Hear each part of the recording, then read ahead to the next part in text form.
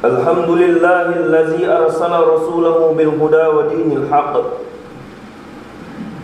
liyuzhirahu ala dini kulli wa kafa billahi shahida. Ashhadu an la ilaha illallah wahdahu la syarika lah, la na'budu illa iyyah, wa ashhadu anna Muhammadan abduhu wa rasuluh. Allahumma salli wa sallim wa barik ala Muhammad wa ala alihi wa ashabihi ajma'in, amma ba'd. Fa ya ibadallah, usikum wa iyaya bitaqwallah wa ta'atihi la'allakum turhamun. Ma'asyiral muslimin, sidang jamaah Jumat rahimakumullah, marilah kita buat perjumpaan nan suci ini di tempat dan waktu yang mulia ini sebagai pemacu dan pemicu iman dan takwa kita kepada Allah Subhanahu wa ta'ala. Sungguh, iman dan takwa adalah sebaik-baik bekal untuk menjalani kehidupan di dunia ini sebelum kelak kita menghadap Allah Subhanahu wa ta'ala. Allah berfirman, wa tazawwadu fa inna khairaz zadi taqwa. Berbekalah kamu dalam menuju kehidupan di akhirat, dan sesungguhnya sebaik-baik bekal adalah takwa.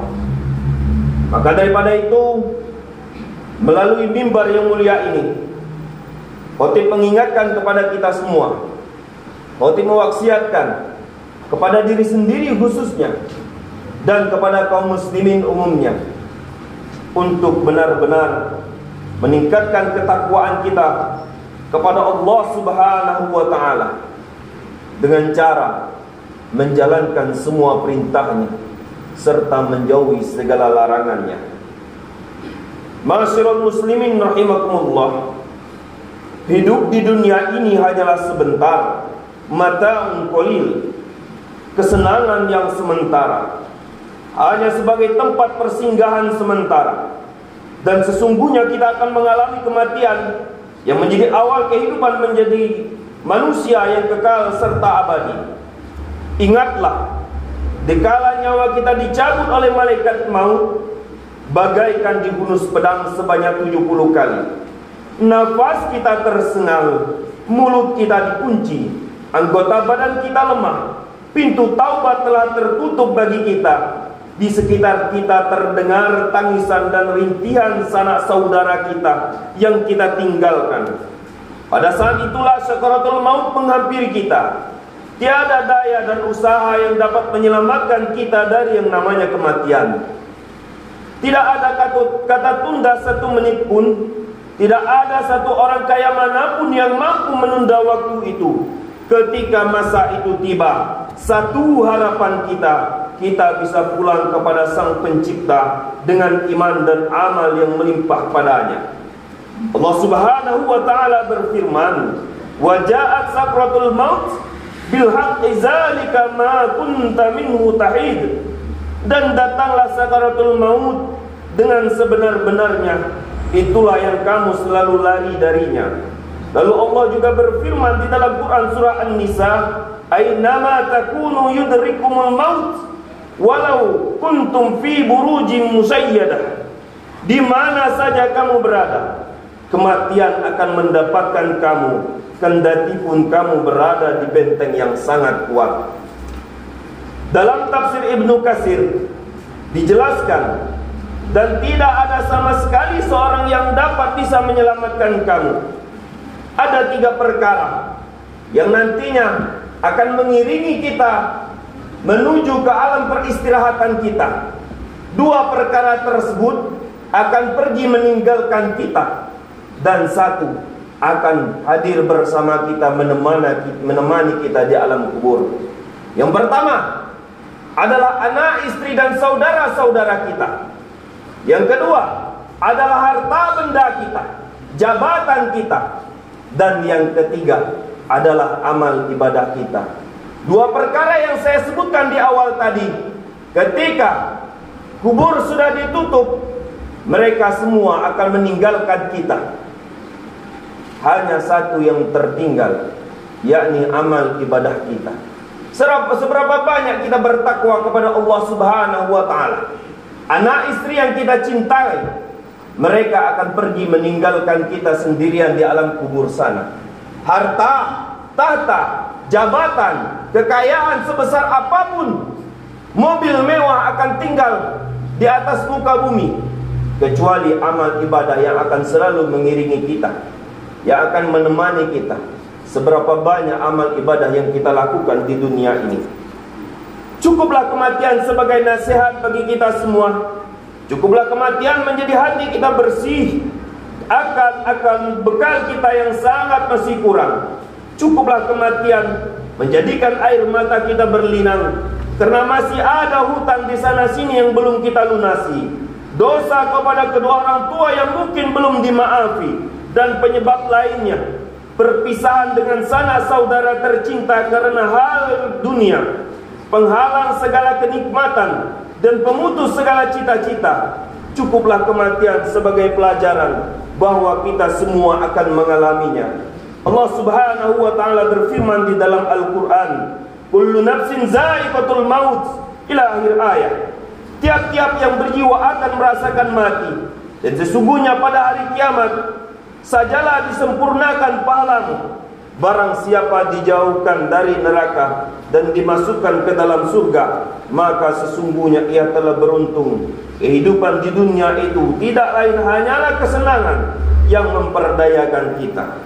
Masyarul muslimin rahimakumullah, marilah sejenak kita mencoba merenungi sisa umur kita yang masih ada, bermuhasabah pada diri kita masing-masing tentang umur yang sudah lewat. Untuk apa saja kita pergunakan? Apakah untuk melaksanakan ketaatan kepada Allah Subhanahu wa ta'ala, atau hanya untuk bermain-main saja? Tentang harta kita, dari mana kita peroleh? Dengan cara halalkah kita mendapatkannya, atau dengan cara yang haram? Dan untuk apa kita belanjakan? Apakah untuk bersedekah, atau hanya untuk berpoya-poya? Perlu kita ingat jemaah Jumat sekalian, umur kita semakin berpulang, kematian semakin mendekati kita, dosa-dosa terus bertambah. Maka marilah kita melakukan taubat sebelum ajal menjemput kita. Ingatlah, ajal tidak akan menunggu kita untuk bertaubat, tapi kitalah yang bertaubat untuk menjemput ajal. Bulan suci Ramadan akan segera datang. Mari kita semua koreksi amal ibadah kita selama 1 tahun terakhir. Banyak mereka yang mengharapkan akan hidup kembali walau 1 detik saja untuk beribadah kepada Allah Subhanahu wa ta'ala. Lihatlah di barisan shop kita pada hari ini, banyak di antara mereka sudah tidak ada lagi bersama kita. Lalu bagaimana dengan amal ibadah kita? Tidakkah kita merenungi itu? Berapa puluh tahun usia yang Allah berikan kepada kita, seberapa banyak harta kekayaan kita manfaatkan untuk ajaran agama Islam, untuk bersedekah, untuk menyantuni anak yatim dan lain segala macamnya. Tidakkah kita merenungi itu? Ketika setahun yang lalu masjid ditutup oleh Allah Subhanahu wa ta'ala melalui perantara virus yang sangat-sangat kecil, Allah ingin memperlihatkan kekuasaannya. Ketika manusia sudah mulai sombong, masjid berdiri dengan kokoh, mereka enggan untuk memasukinya. Lembaran mushaf Al-Quran terbentang rapi, tersusun rapi di dalam masjid, tapi mereka tidak mau membukanya. Nauzubillah summa nauzubillah. Akankah bulan suci Ramadan yang akan kita jumpai ini kembali seperti demikian tahun lalu? Akan tetapi menjadi bahan renungan kita. Jangan sampai kembali lagi masjid itu tertutup ketika sudah kita bangun dengan megahnya, tetapi isinya malah kosong. Mushaf-mushaf Al-Quran sudah terbentang rapi, tersusun rapi di dalam masjid atau di rumah kita. Pada waktu kita menikah dahulu menjadi mahar pernikahan kita, tapi sampai saat sekarang ini Al-Quran yang berada di rumah kita sudah usang, dimakan rayap dan lain segala macamnya, tapi tidak pernah kita sentuh sedikit pun. Ingatlah, kematian akan menjumpai kita. Sebaik-baik manusia adalah manusia yang banyak manfaatnya, dan mengingat akan kematian itulah manusia yang cerdas. ketika mereka mengingat akan kematian tersebut, mereka akan meningkatkan ketakwaan kepada Allah Subhanahu wa taala. 40 tahun, 60 tahun, 20 tahun tidak menjadi jaminan bagi kita semua ketika malaikat maut itu menghampiri kita. Mari semua kita songsong Ramadan yang sebentar lagi akan datang menghampiri kita. Tidakkah puasa kita tahun lalu masih banyak yang belum kita bayar? Tidakkah sedekah kita masih berkurang, masih kurang pada tahun ini? Mari kita tingkatkan keimanan dan ketakwaan kita. Puasa kita yang belum kita sempurnakan, mari kita sempurnakan. Sedekah kita yang belum kita sempurnakan, mari kita sempurnakan. Salat 5 waktu kita yang masih banyak kurang, yang Allah Subhanahu wa taala perintahkan 5 kali dalam sehari semalam, mari kita tingkatkan lagi. Karena Allah Subhanahu wa taala menyuruh kita untuk berbekal dengan takwa. Mari kita ajak anak istri kita untuk kembali meningkatkan salat 5 waktu.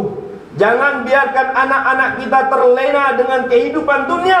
Mereka asik dengan berpoya-poya, dengan kehidupan dunia, menghabiskan uang kita. Namun mereka tidak mengenal Allah Subhanahu wa taala. Karena setiap yang menjadi tanggung jawab kita akan diminta nanti di hari akhirat pertanggungjawabannya. Demikianlah khutbah singkat ini.